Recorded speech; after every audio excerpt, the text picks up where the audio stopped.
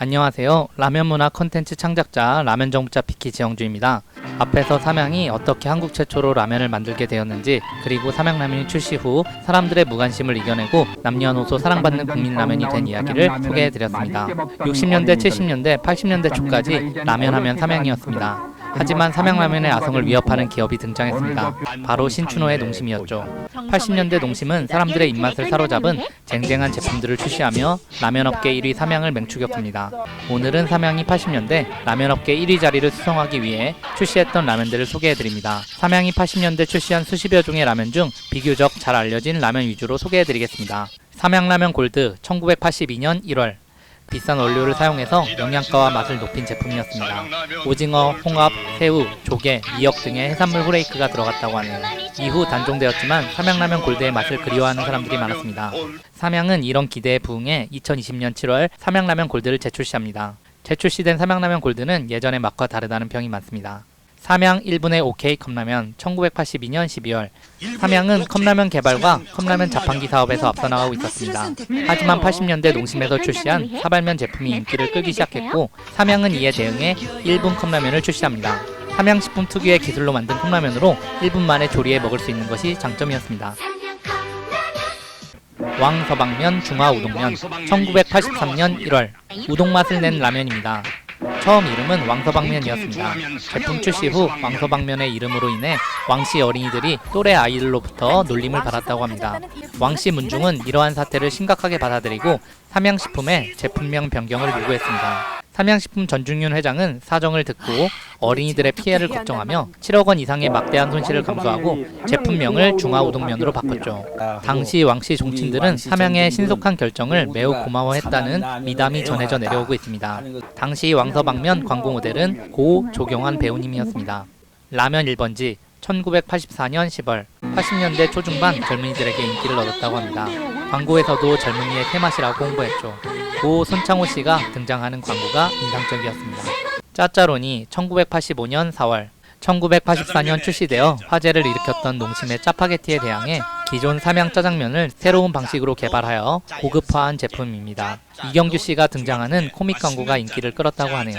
짜짜로니는 짜장면과 마카로니의 합성어라고 전해집니다. 현재까지 꾸준한 사랑을 받고 있는 제품입니다.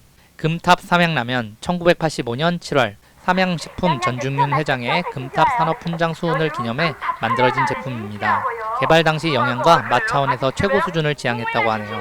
대관령 목장으로부터 얻은 쇠고기를 사용했고 라면 속의 고기 함량을 15%로 보강했다고 합니다.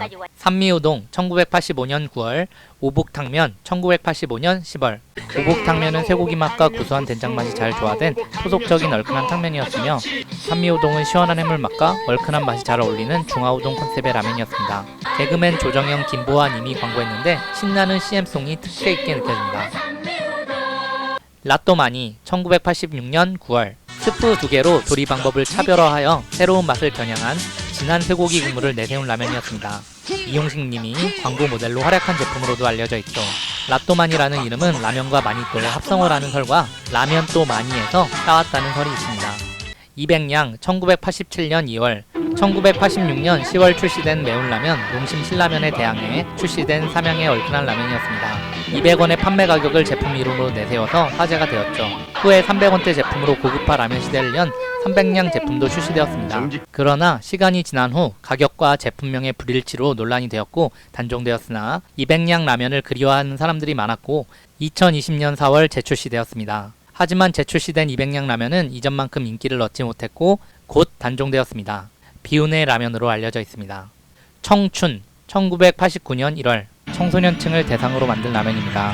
150원의 저렴한 가격에 출시해서 청소년들이 부담없이 즐길 수 있도록 기획되었다고 하네요. 만화가 이연세 씨의 만화 주인공 까치와 엄지를 이용한 뮤직비디오 형식의 광고와 마음을 절절히 울리는 CM송을 기억하시는 분들이 많습니다. 80년대 삼양에서 출시했던 다양한 라면을 소개해드렸습니다. 농심에서 출시했던 안성탕면, 짜파게티, 신라면 등 쟁쟁한 신제품 라면에 맞서 삼양도 다양한 라면을 출시했죠. 이렇게 80년대 중반 삼양과 농심은 한국 라면 업계 1위 자리를 두고 치열하게 경쟁하고 있었습니다. 하지만 1989년 공업용 기름으로 라면을 만든다는 투서로 시작된 우지파동으로 우지로 라면을 만들던 삼양은 엄청난 타격을 입습니다. 피해는 회복 불가능할 정도였죠. 반면 파뮤를 사용해 라면을 만들던 농심은 우지파동 이후 라면 업계의 압도적 1위로 등극합니다. 우지파동이 없었다면 오늘 소개해드린 삼양의 수많은 라면들이 지금까지 꾸준히 사랑받는 라면으로 남았을지도 몰랐겠다는 생각이 드네요.